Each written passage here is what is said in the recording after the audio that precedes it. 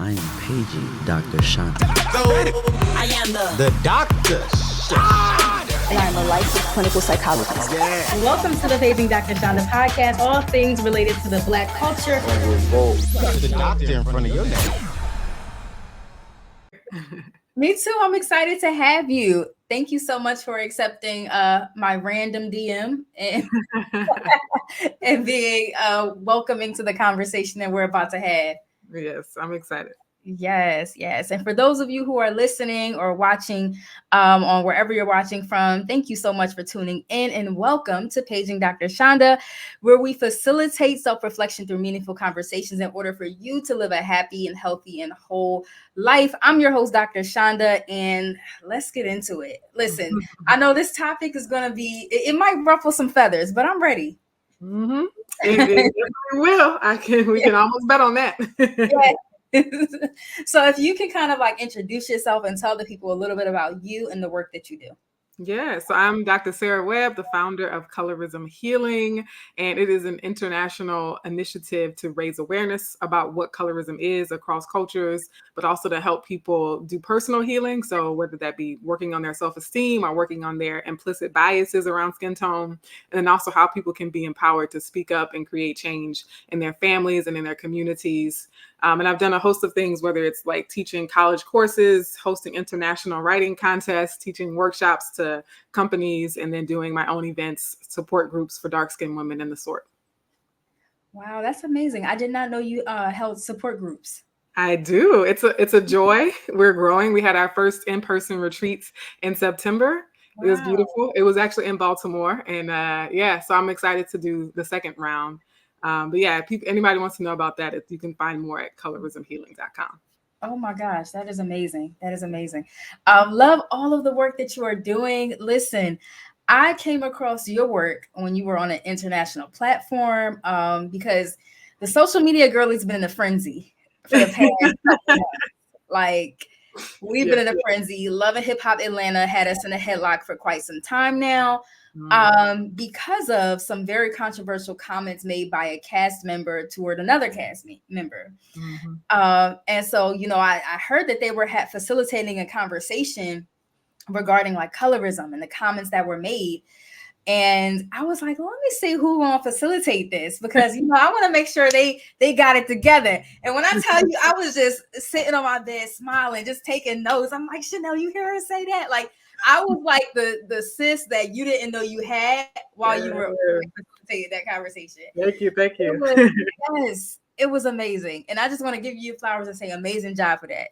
Thank you so much. Yeah. So I'll say transparently, I don't do a lot of production stuff. I'm not on a camera, definitely not on a platform that large very often at all. So it was a new experience for me. So it's good to hear that feedback. I'm glad to know that so many people resonated with it. For sure. No, you ate that up. So which is part of the reason why I wanted you here, like, so we can have this conversation. Because I kind of was telling you backstage, like, I posted some similar things related to like Erica Mena's comments and calling a dark-skinned cast member a monkey, right? A blue monkey. And the girlies was arguing in my comments. And that really just speaks to how like so many people were divided on this issue. Yeah. So what were some of the comments? Like, where did you see people differing in their perspectives or opinions? Yeah, well, okay. So some of the comments were, some people agreed that it is racist to call a Black woman or any Black person a monkey. Other people disagreed, stating that, if you go low, I'm gonna go lower, and I don't care, like, what that entails, right? Other people were saying it's not racism, it's not colorism, if in fact their person's features resembles, an animal. Those comments, I always try to like go back and comment back, because it's like, I don't know if you understand the magnitude of the internalized racism that you got going on there, but let's have this conversation. Right. Yeah. So it was a wide range of different responses that I had. Yeah.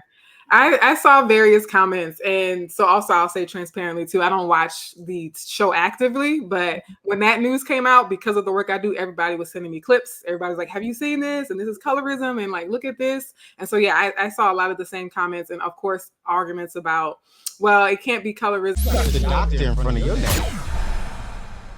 The doctor in front of your name. Like, there's some basic understandings about what colorism is and how it Yeah. actually happens in the society that people just are missing. And also just the simple fact that something can be racist and colorist, right? Like more than one problem can be happening at the same time. Yes, yes. And for those of you who, for those of the people who are listening and watching who might not understand what colorism is, would you mind defining that for us? Yes. So colorism is a social hierarchy that privileges people with the lightest skin tones and that marginalizes and oppresses people with the darkest skin tones. And the important thing to remember is that when we talk about a social hierarchy, that includes not just like perceptions of beauty, but that also includes outcomes in school and education, in the workplace and healthcare settings. So every sector of society where we see racial inequality, there's also a color-based inequality due to colorism. You're teaching us already a color-based inequality. I'm going to start using that, and I'm going to quote Dr. Webb when I do. Yeah, I don't think I told you. I quoted you. I wrote an article for Essence on this topic. Ooh, But nice. I put your information in my article. Yay, thank you. I appreciate that. That's a good look. Of course. But yeah, no. So like this type of conversation often ruffles feathers. One, because people like just don't understand all the times like how it can manifest. And I love that you explained that there can be various domains that colorism can manifest, whether it's in beauty, in the workplace, politics, like all these different areas colorism can impact us. Do you have any examples of like how that might look in these different sectors? Yeah. So one of the ones like early in my research days that I discovered around education and schooling, and how we always talk about like, oh, Black kids are more likely to be suspended than white kids, or they disciplined more harshly in the school to prison pipeline that, you know, unfortunately creates more disparities for Black students, not only in schooling, but then making it more likely that they get arrested later on in life. And so there was a research study that looked at Black students, boys and girls, and it found that for Black girls in particular, that those with the darkest skin tones were 3 times more likely to be suspended than Black girls with very light skin tones. And again, they considered other factors like GPA, so like what their academic performance was like. They considered things like their social class, their family background, the kind of school they went to. And even despite all those other variables, they understood, or they saw in their findings, that they were consistently seeing that girls with very dark skin tones were 3 times more likely to be suspended. And I always ask people, if we're so outrageous when we hear about disparities between white folks and Black folks, why do we just dismiss or ignore the fact that there are disparities happening within our own communities, within our own families? And then some also, I want to say that colorism doesn't just happen amongst Black people. It is global. It is cross-cultural. People of different ethnicities and races have a similar color hierarchy in their communities. And so other studies in education have looked at Asian American students, Latinx or Latino students, and they see that even for siblings. So even when a brother and a sister, or a sister and a sister, are brought up in the same household, more often the lighter skinned sibling will have higher levels of schooling and education, right? And so we're seeing this across not only sectors of society, but across cultures and racial groups. And then beyond education, we see it in policing. I always say something, and if I could be a little, it's not controversial to me, but some people are taken aback when I say this. But when we look at the renaissance of the Black Lives Matter movement in 2020, because of the vicious murder of George Floyd, I always tell people George Floyd wasn't just a Black man. He was a dark-skinned Black man with full features. And that we see disproportionately that the darker your skin tone, and also you think about men like Alton Sterling, who's from my hometown, Michael Brown, Eric Gardner, they're all dark-skinned men with full features, and they're often larger in stature, right? So they're usually taller, fuller bodies. And so we see that not all Black people are experiencing racism in the same way. And we have evidence throughout time to show that.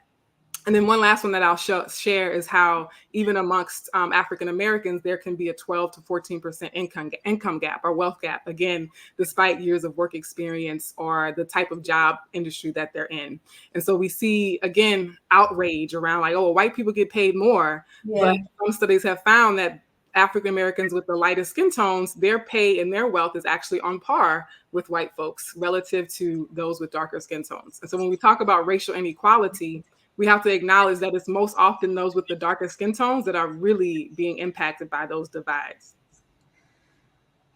That's so much the process in this moment. Of course, like we're all familiar with the research pertaining to like income levels and like those who gets the job versus like those who don't when it comes to like the black, white, the between group differences, but rarely do we hear about the within group. Exactly. I haven't heard about that research. Where can we kind of like learn more about some of the stuff that you're talking about?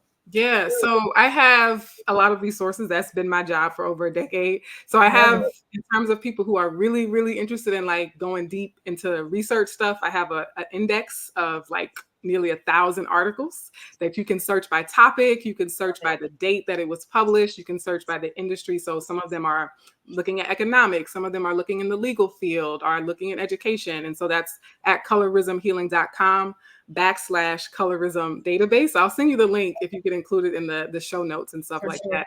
But yeah, and you can link to the actual article. Some of them you have to pay to read. Others of them will be available for free online.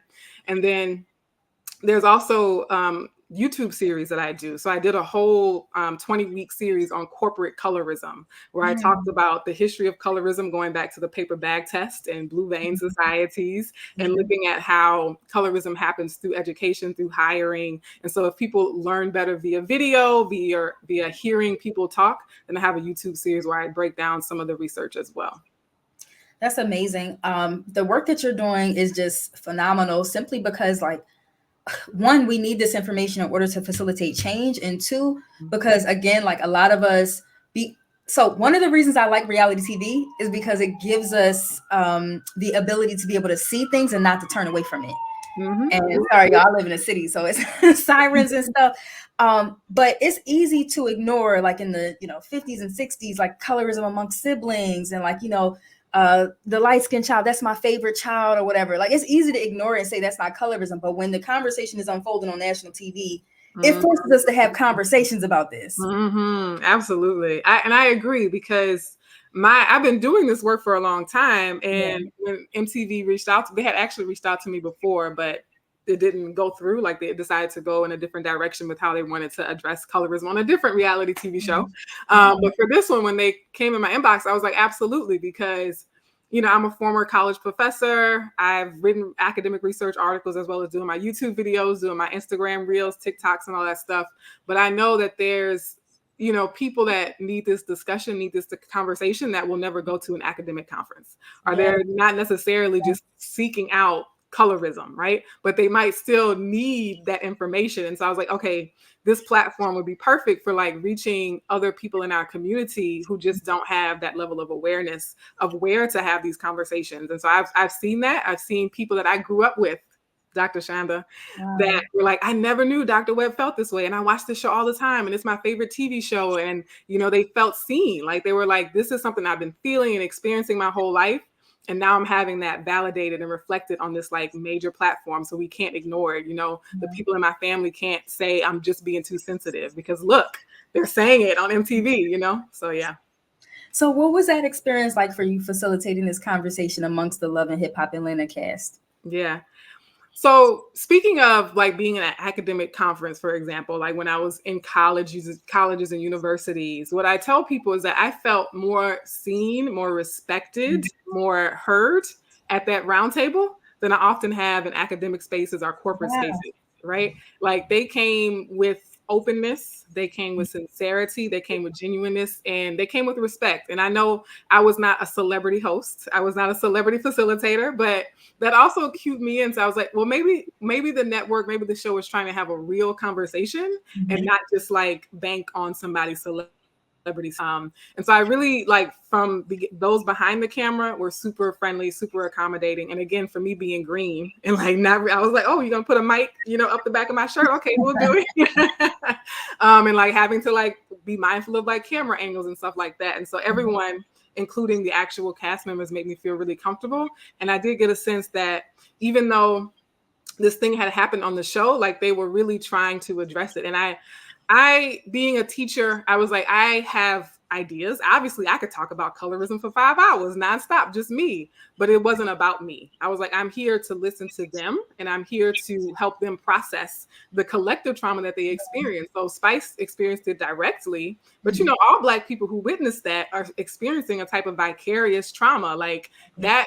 Like, Yanni said as well, like, when you say that about one Black person, you're saying that about all of us. You know what I mean? And other cast members have said something similar. And so I felt like it was an opportunity to heal. And everyone who came to that table that night was taking the conversation very seriously and very openly. And I appreciated the vulnerability that they came to the conversation with. People like Jock opening up about experiences that I had never knew he had. I never knew he felt that way. And even, realizing that there were hours of conversation that didn't even make the final cut. And so my experience of being on set with those people made me feel really hopeful. Amazing. And even like, thinking about the conversation that you had with them, they made you feel comfortable, but also I can tell like you had a very welcoming and safe space that you provided to make them feel comfortable. Because it's not common that we're going to get people to open up about like experiences of racism and colorism, especially like Black folk. Like it's traumatizing. Yes. So the fact that you made it a space for that was, I definitely commend you. Yeah, thank you. And I think again that goes back to my belief in like education. And so when I taught my high school students, when I taught my college students, I was like, I value you. You know what I mean? Like I have genuine love for my community, Black folks. I love us. And so I wasn't, I also feel like part of me not being a celebrity host, it might have made them feel more comfortable as well. And I don't know how to explain that, but I was like, oh, okay, she's like a regular person with like expertise in this area. So it's not just for show, right? It's not just for ratings or just to say we did something, right? Like they actually tried to find someone who could facilitate a conversation. So it was really a great experience. Yeah, you really validated them and their experiences that they were having. So you not only were you guys able to talk about like colorism, but I also heard you guys talking about things like featureism, and I think Jock talked about texturism and his experience. What was that like, having him open up about that? So when I first heard who was going to be at the roundtable, I was like, what? I listened to Jock when I was in college.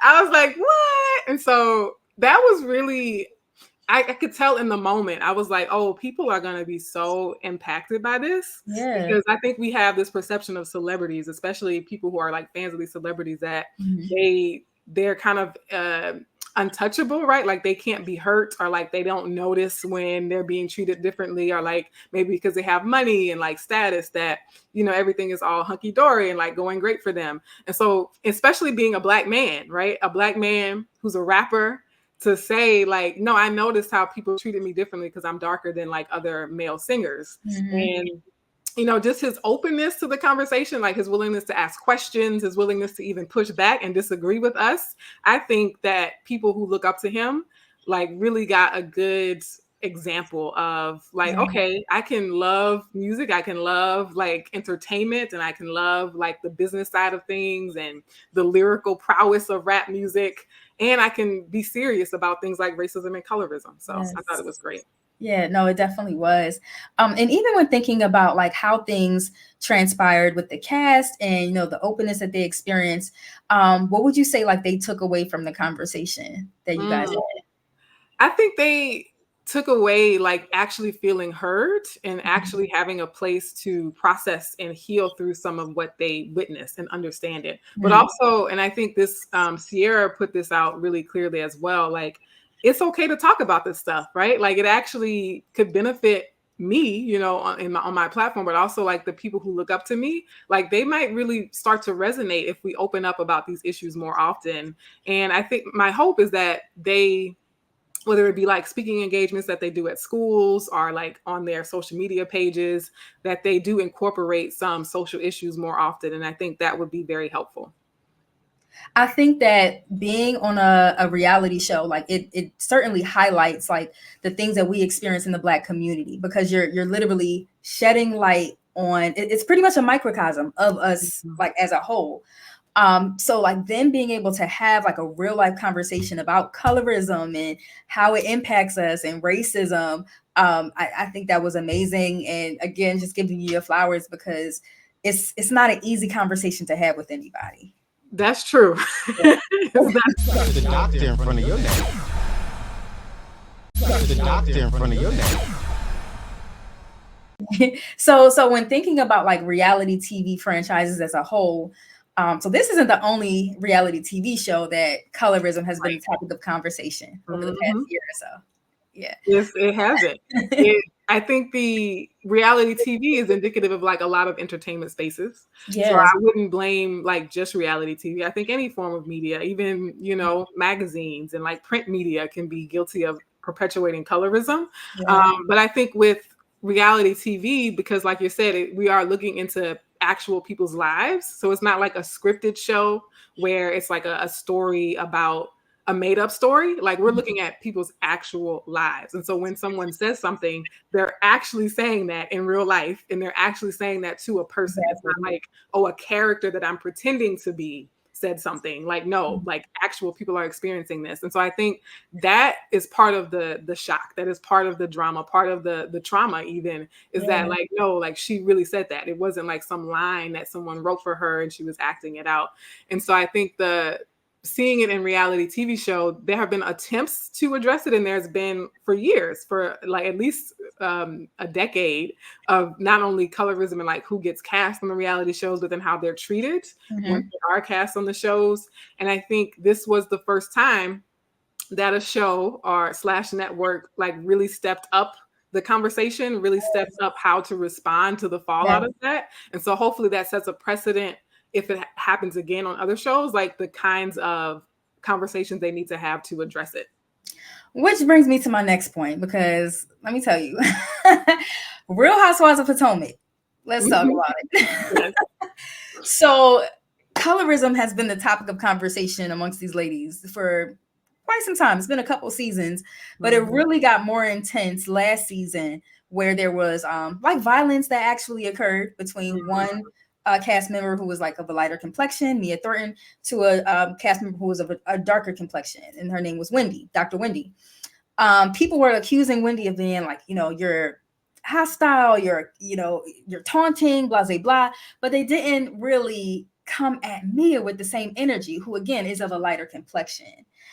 And so as this played out amongst the cast, at the reunion, they attempted to have a conversation around it, but it became more of like, okay, let's talk about it amongst ourselves, as opposed to bringing in a professional with an objective perspective who can shed light on the things and give us language to the things that we're experiencing. Yeah, and that's how I've seen other like incidences of it be handled before as well. I remember when OG was coming out about her colorism, and seeing some of the tweets at the time, and just like being like, this is a dumpster fire, right? Because you actually can create more trauma on top of what originally happened if you don't follow up with good consultations and conversations at the end.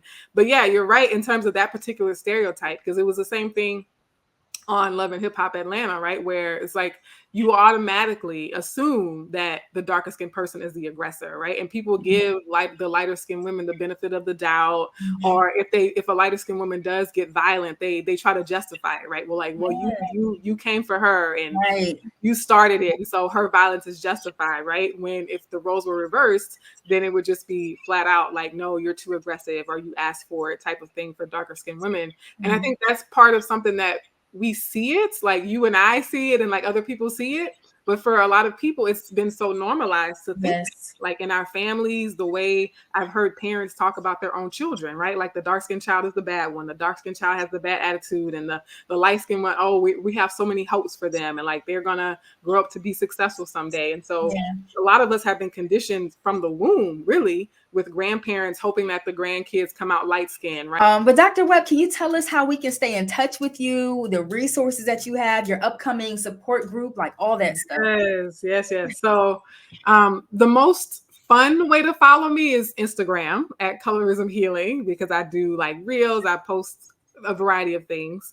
But if you're really trying to actually work with me, like join my support group or hire me for like a speaking engagement, then you want to go to my website, which is colorismhealing.com, which is also where those research articles I mentioned are housed there. And then also I'm on YouTube. So again, I have like series. I did a whole fall series on colorism in media, like that just ended on November 5th. So I think people who want like, again, video content, that's a good place for them to dive deep as well. Amazing. And then also Colorism Healing on YouTube.